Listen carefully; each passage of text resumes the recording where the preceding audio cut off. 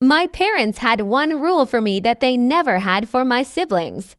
They always told people they loved all three of their kids equally, and technically, that might have been true. But growing up, I learned that love didn't always mean effort. There were expectations for my siblings, plans made around them, futures discussed openly. For me, there were assumptions. I would figure it out. I always did. My older brother was treated like a long-term investment.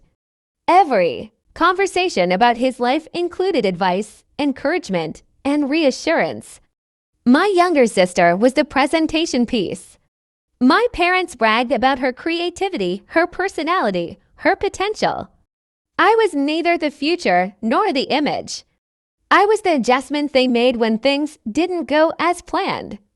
At dinner, the pattern was subtle but consistent. When my brother spoke, my dad leaned forward, fully engaged.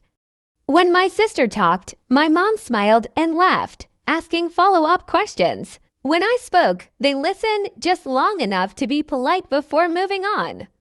Over time, I learned that being quiet caused less friction. Silence became easier than feeling invisible. Everything came into focus when college acceptance letters arrived. My brother's letter came with celebration and immediate financial planning. Tuition, housing, and a car were handled without discussion. My sister's acceptance came with excitement too. My parents paid for her apartment and gave her a monthly allowance so she could focus on building herself. When it was my turn, my dad looked at my letter and said, "This will be good for you." When I asked what he meant, he replied, "You'll grow more if you struggle." That was the conversation. No offer of help. No backup plan. Just an expectation that I would handle it.